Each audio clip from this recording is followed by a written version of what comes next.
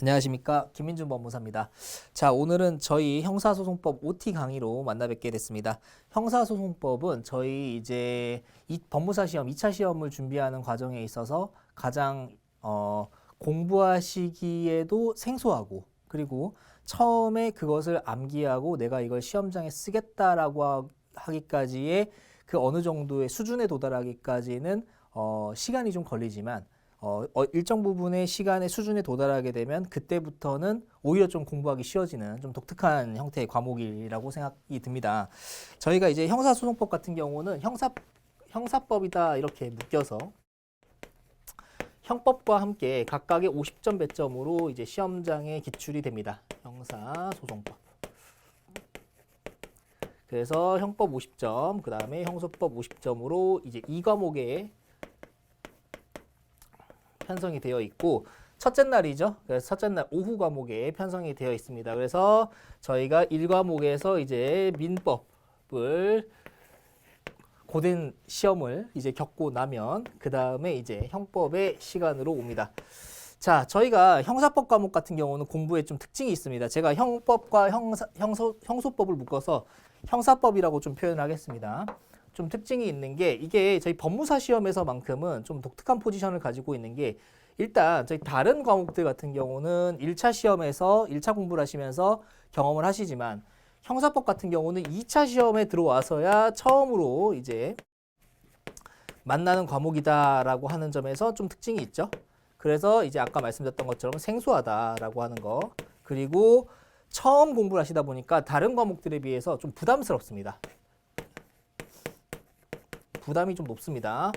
그래서 이제 처음 이제 법무사 시험 2차의 기득권이나 아니면 동차를 준비하시는 분들은 대부분 다 공부를 뭐부터 시작하시냐면 형사법이나 민소법부터 시작하십니다. 왜냐하면 생소한 과목이라서, 처음 하는 과목이라서. 그래서 빨리 내가 이걸 해야지, 적어도 1회 독이라도 돌려놔야지 내가 조금 마음의 안정을 가질 수 있겠다, 이렇게 생각을 하시게 되기 때문에 처음에 형사법 공부를 먼저 하시게 되는 그런 형태로서 공부의 그 커리큘럼을 짜시는 분들이 많으세요. 자, 어쨌든 이렇게 처음 만나는 것이다 라고 하는 특징이 있는데, 여기서 이제 파생되는 중요한 특징이 뭐냐면, 그러다 보니까 여기에 시간 할애가 굉장히 많이 들어갑니다. 시간 할애가 많이 들어가고, 그리고 여기에서 이제 공부에서 만약에 여기에서 부담을 느끼시는 분들은 여기 때문에 이 형법과 특히 이제 형법만으로도 부담스러운데 형사소송법을 하려니 이 두 과목에 대해서 나중에 포기하시는 분들이 굉장히 많아집니다. 자, 그러니까 저희가 민사법은 포기할 수 없는 과목이죠. 민사법은 그 배점에 있어서 포기할 수 없는 과목이라서 형법과 형소법을 거의 포기하시다시피 하시는 분들이 많으세요. 나중에 되면은. 왜냐면 이거 그냥 내가 꽈락만 면하고 40점만 넘기고 그냥 적당하게 해야 되겠다 라고 이제 계획을 세우시는 분들이 많습니다. 그런데 또 특징이 뭐냐면, 한편으로는 형법과 형사법에만, 형사법이라고 하겠습니다. 형사법 자체에 재미를 느끼고, 좀 재밌죠, 과목 자체가. 재미를 느껴서 이것만 이제 깊게 파시는 분들이 있다는 겁니다. 이것만 또 깊게 팝니다. 아주 깊게 파고 이제 여기에 대해서 시간 할애를 많이 두시는 분들도 계십니다. 이게 수험생들 딱 거의 양분되는 형태인데, 어떤 분들은 그냥 포기해버리고 어떤 분들은 아주 여기만 드립다 파는 겁니다. 그래서 이제 몇 달이 지나고 나면 형사법에 아주 대단한 고수가 되어 있으신 거죠. 자, 이렇게 됐을 때 결과는 어떻게 되냐. 어쨌든 이런 형태든 시험장 가가지고 맞는 점수는 40점에서 60점 초반대입니다. 자, 이 얘기는 무슨 얘기냐.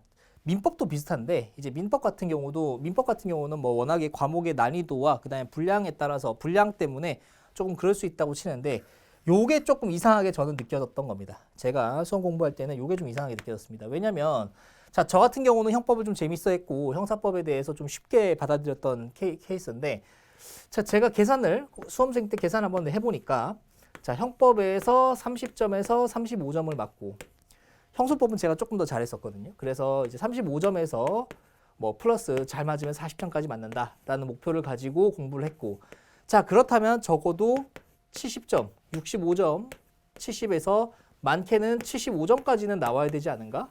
라고 생각을 했는데, 저는 이렇게 생각을 했고, 형법 시험을 아주 잘 봤고요. 저 개인적으로 2018년도에 제 24회 법무사 시험이었습니다. 형법 시험을 아주 잘 봤다고 저는 생각을 했고, 그 다음에 형소법도 틀린 게 하나도 없지만 물론 중간중간에 이제 한자를 잘못 읽어서 조금 포섭을 잘못한 게 몇 개 있었습니다. 조문 포섭을 잘못한 게 몇 개 있는데 그래도 이 정도면은 무난했다라고 생각을 했는데 두 개를 합쳐 보니까 60점이 나왔습니다. 63점인가 아무튼 그 정도 나왔던 것 같습니다. 저는 분명히 아주 잘했다라고 생각해서 여기서 35점을 기대했고 그 다음에 여기서는 한 35점에서 한 그 정도 플러스를 기대했는데 막상 결과가 나와 보니까 60점대 초반이 나왔다는 겁니다. 60점대 초반이 나왔다. 그리고 제 주변에 같이 공부했던 분들, 그리고 특히 형법에 자신 있었던 분들의 점수를 확인해 보니 대부분 다 60점 초반에서 머물고 있다는 겁니다. 65점 전후로. 그리고 제 주변에서 형법을 포기하셨던 분들, 나는 형법을 진짜 너무 어려워서 못하겠다, 꽈락만 면하겠다라고 하셨던 분들이 또 시험 결과가 나와보니까 55점 플러스가 나왔던 겁니다. 제가 개인적으로 느끼는 이 형법이라는 과목의 특징은, 제가 이렇게 수험을 겪고 나서 느꼈던 형법이라는 과목의 특징은 이런 겁니다. 첫 번째, 공부할 양이 많습니다. 할 양이 초반에 많습니다. 초반에 많고, 다만 시간이 지날수록 그 양이 급격히 줄어듭니다. 이제 어느 정도 일정 수준이 지나가고 나면 공부할 양이 급격히 줄어듭니다. 이게 민법이나 부등법과는 좀 차이가 있습니다. 민법과 그 다음에 부등법과는 좀 차이가 있습니다. 부등법이야 이제 그 개별적인 역량을 좀 많이 타는 과목이라서 그렇다 쳐도 민법 같은 경우는 초반에도 공부할 양이 많지만 마지막까지 공부할 양이 계속 많고 늘어납니다. 그런데 저희가 형사법 같은 경우는 공부할 양이 초반에 엄청 많습니다. 왜냐하면 생소하기 때문이죠. 생소해서 엄청 많은데 막상 나중에 돼서 저희가 2순환, 3순환, 이제 그 학원가에서 흔히 불리는 2순환, 3순환, 그리고 마지막 최종 특강 요 시즌쯤에 가면은 공부할 양이 급격히 줄어듭니다. 급격히 줄어들어서 오히려 공부할 게 없는데 다 알겠는데 라는 느낌이 드는 겁니다.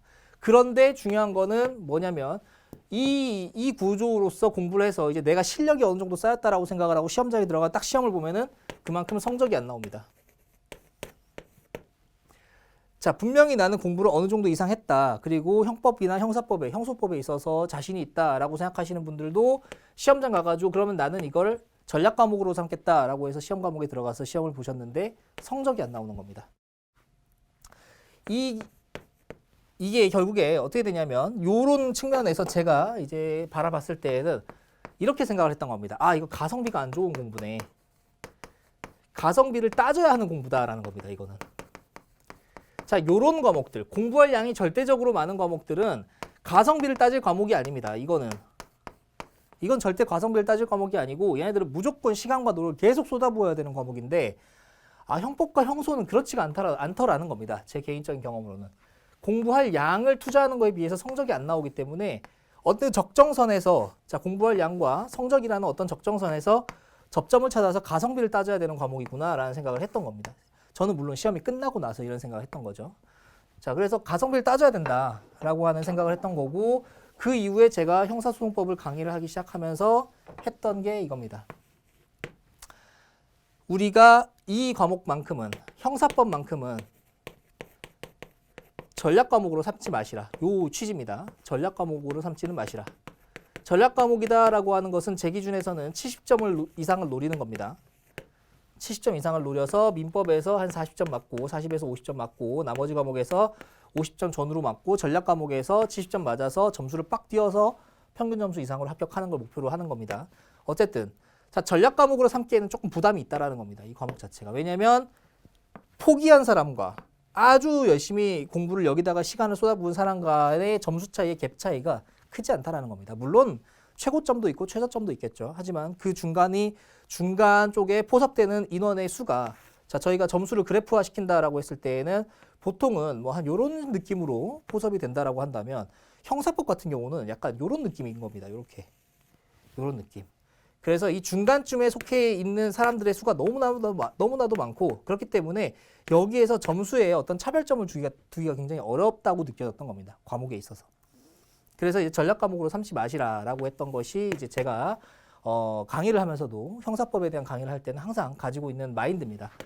자, 그럼 전략 과목을 삼지 말라는 거는 대충 공부하라는 거냐? 절대 아닙니다. 왜냐하면 공부할 양이 많다라고 말씀드렸죠. 특히 초반에 처음 공부하실 때 공부할 양이 많습니다. 그래서 이때 잘 잡아놔야 됩니다. 시간도 많이 할애하고 에너지도 많이 할애해서 자, 이때 잘 잡아놓으면 나중에 되면 좀 편해집니다. 편해지고, 자, 이걸 지금 다시 되짚어가고 있는 겁니다. 편해지고, 자, 공부한 거에 비해서 성적이 안 나온다는 얘기는 다른 말로 하면 무슨 얘기냐면은 공부를 가성비를 따져야 된다는 얘기고, 그 얘기는 공부량이 일정 수준 도달하면 일정 점수 이상을 기대할 수 있다라는 겁니다. 점수 이상을 기대할 수 있다라는 뜻의 다른 말입니다. 자, 내가 공부를 처음에 내가 이걸 모든 걸 다 알아야 되겠다라고 공부하시는 것이 아니라 내가 어느 정도 수준에 도달하게 됐을 때라면 내가 어느 정도 뭐 예컨대 50점에서 한 55점 정도는 두 과목 합쳐서 이 정도는 충분히 기대할 수 있구나라고 할 수 있는 과목이라는 겁니다. 다른 말로 하면. 그죠?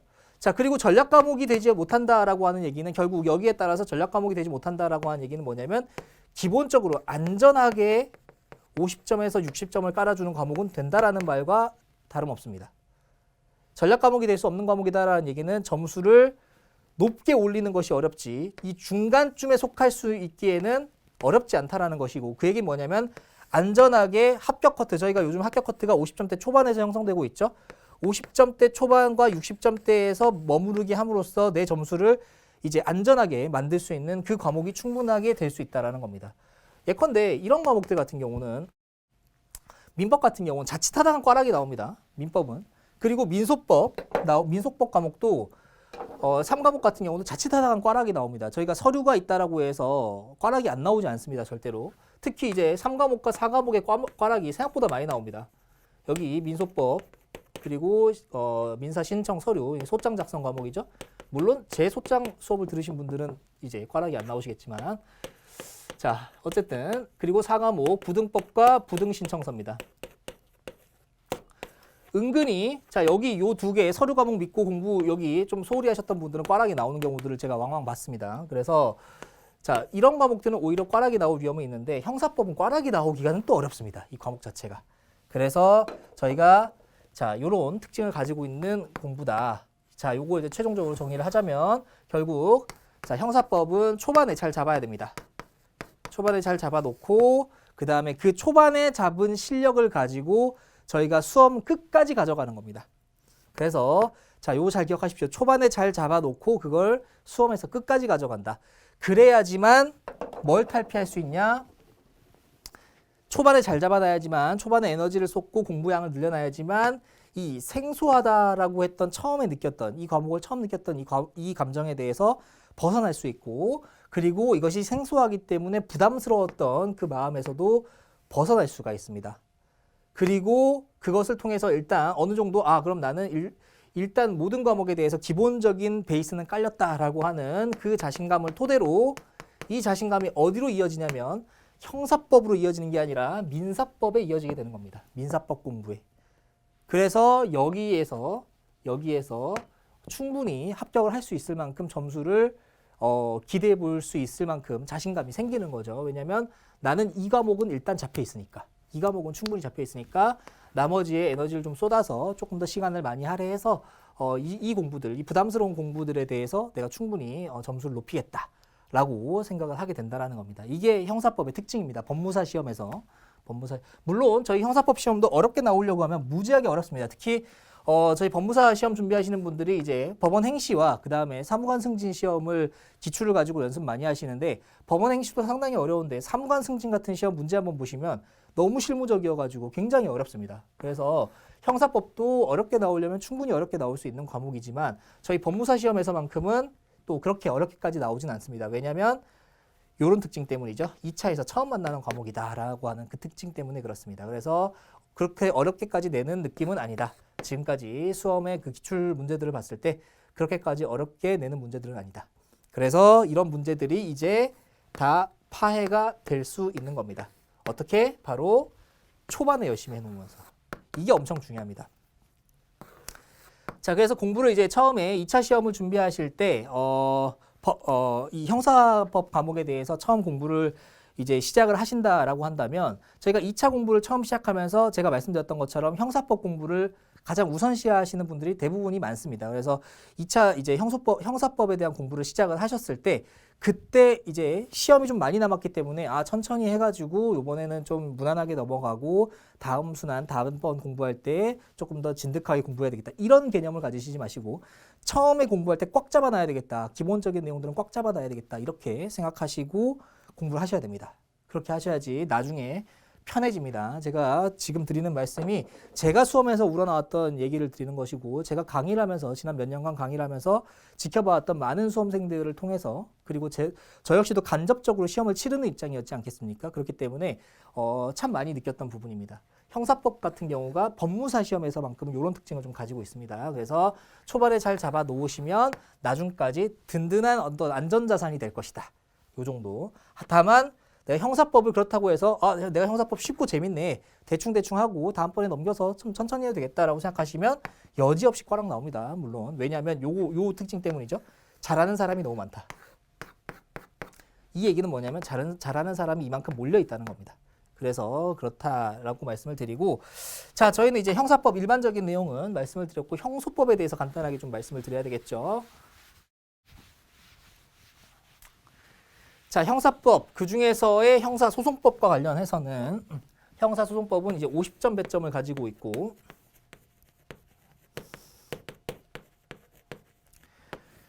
자, 시간 할애를 한다라고 했을 때는 둘 다 이제 절반씩입니다. 둘 중에 어떤 것이 편하다라고 했거나 아니면 그 당일 시험 문제에서 내가 이 문제 쓰는 게 조금 더 빠르겠다라고 싶은 것부터 먼저 선점하셔서 하시되 다만 형법과 형소법은 시간 배분은 거의 균등하게 해주셔야 됩니다. 왜냐하면 생각보다 문제가 많고 그 다음에 쓸 내용이 많습니다.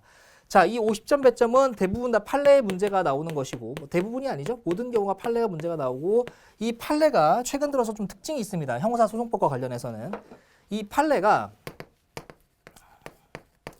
최신 기출, 이 최신 기출이다라고 하는 것은 근 1년 내에 있었던 아주 극최신 기출들이 시험화가 돼서 케이스가 돼서 나오는 경우가 상당합니다. 지금 저희가 5문제가 나온다라고 했을 때 예컨대 그 중에 2문제에서 3문제는 최신 기출에서 나온다라고 생각을 하셔야 됩니다. 이거 범위를 3년 정도로 넓히면 진짜 3문제에서 4문제 정도가 여기서 나옵니다. 이건 형법에서도 비슷한 추세로 가고 있긴 한데 특히 형소법은 옛날부터 그랬습니다. 옛날부터 최신 기출이 아주 중요했습니다. 최신 기출이라고 하면 안 되고 죄송합니다. 최신 판례라고 해야 되겠죠? 최신 판례. 최신 판례가 아주 중요해지는 과목입니다. 저희가 시험 보는 어떤 과목들보다 더더욱더 어떤 과목들에 비해서도 이제 이 최신 기출의 중요도가 높은 게 바로 형사법이고 특히 형사소송법입니다. 그래서 형사소송법을 공부하실 때에는 판례를 놓치지 않는다라고 하는 것에 대해서 아주 강하게 생각을 가지고 계셔야 되고 특히 시험의 막바지에 갈수록 최신 판례를 누락하지 않겠다라고 하는 생각에 대해서 강하게 생각을 해주셔야 됩니다. 그리고 두 번째가 조문입니다. 자, 이 조문에 대해서 말씀을 드리기 전에 앞서서 이 형사소송법의 구조에 대해서 좀 말씀을 드려야 되는데 형사소송법은 간단합니다. 어떻게 보면 이 형사소송법 공부 과목이라는 이 과목 자체가 가지고 있는 구조는 간단한데 일단 수사와 그 다음에 공소제기,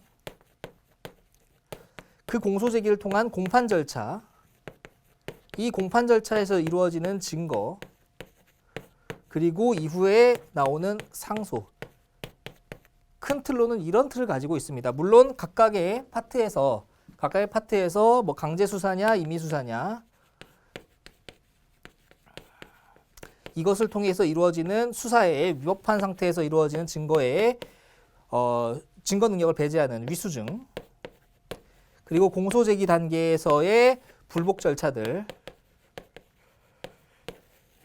그 다음에 위수증뿐만 아니라 이 증거와 관련된 뭐 문서의 증거력, 문서의 증거 능력, 뭐 전문 법칙, 뭐 이런 각각의 개별 파트들이 있고 그 파트들이 굉장히 중요한 판례들이 굉장히 많고 중요한 이론들이 많은데 큰 틀에서 따지면 어쨌든 이렇게 4가지 정도의 큰 파트로 골자로 공부를 하실 수가 있습니다. 물론 상수에서도 중요한 부분이 굉장히 많죠. 자, 어쨌든 구조 자체는 굉장히 간단합니다. 그런데 이것도 그래서 조문도 생각보다 적습니다. 그런데 이 조문을 아셔야 된다라고 하는 이유가 뭐냐면 조문이 적기 때문에 이 각자 이 조문을 제대로 암기를 하셔야지.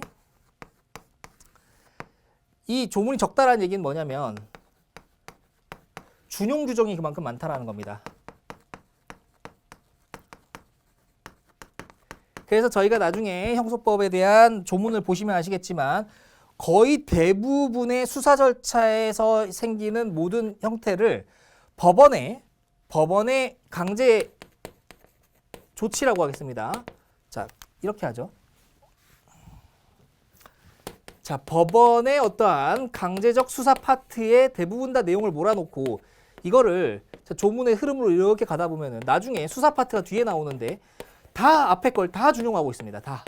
그래서 저희가 조문 공부를 하시다 보면은 이렇게 갔다가 요렇게 갔다가 요렇게 갔다가 다시 요렇게 가는 요런 형태로 공부를 좀 하셔야 됩니다. 그래서 조문의 구조를 정확하게 알지 못하면 조문을 제대로 암기하거나 조문의 구조를 정확하게 알지 못하면 나중에 저희가 시험 문제를 푸실 때 조문을 찾지 못하는 문제가 생깁니다. 조문을.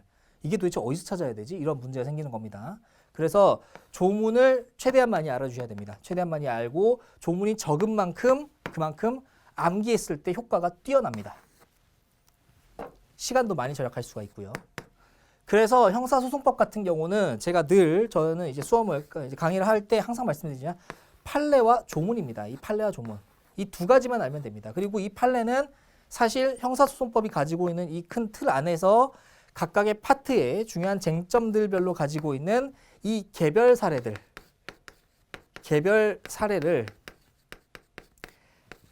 각각 각계격파하는 형식으로 나가는 게 제일 쉽습니다. 각계격파하는 방식으로. 저희가 민법이나 뭐 형법 같은 경우는 일단 큰 틀을 만들어 놓고 거기에 사례를 끼워 넣다시피 공부를 하시죠, 보통은. 그래서 요런 사례가 나왔을 때 이것이 어떤 죄에 해당하는지를 먼저 검토해 본다.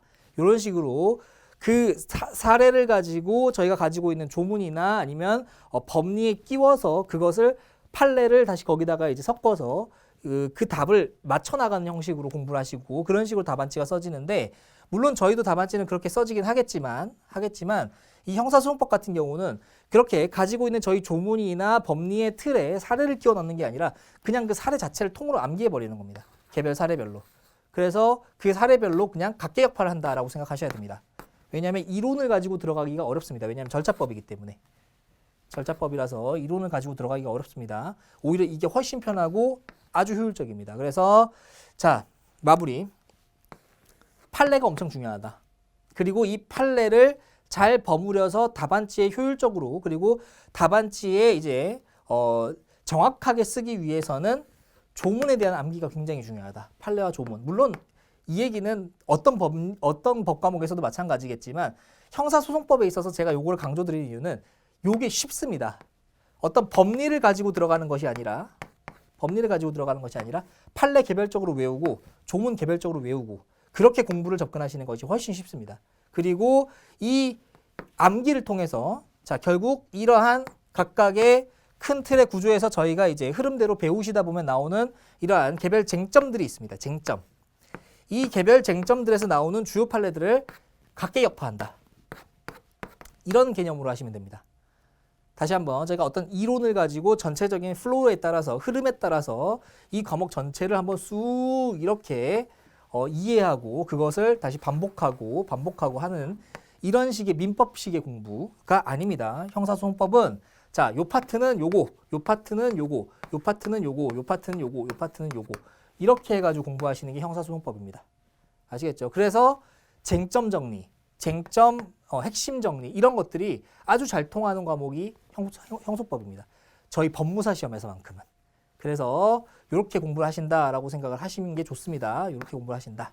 이렇게 생각을 하시면 되겠고 저희는 이제 앞으로 물론 이제 저희는 최철훈 법무사님의 형사소송법 2023년 형사소송법 조문 판례 사례 이렇게 나와 있는 형사소송법 기본 교재를 가지고 공부를 할 것이고 기본적으로는 이론을 베이스로 깔고 갈 겁니다. 그래서 전체적인 이론을 베이스로 깔고 가되 이 구조 형사소송법의 전체적인 그 구조를 놓지 않는 형태로 갈 것이고 이 구조를 전체적인 틀을 이해하는 이해하는 상황에서 이제 각각의 조문과 판례에 좀 방점을 찍어가면서 수업을 진행해 갈 겁니다. 그렇게 하시면 이제 저희가 나중에 시험장에서 만나시거나 아니면 모의고사를 통해서 아니면 어떤 사례집을 통해서 문제를 만나셨을 때 그때 김민준 법무사가 얘기했던 게 이런 거구나. 이 형사법 공부는 특히 형사소송법 공부만큼은 이렇게 좀 각기격파하는 식으로 하는 게 훨씬 더 효율적이구나 라고 하는 걸 알게 되실 겁니다.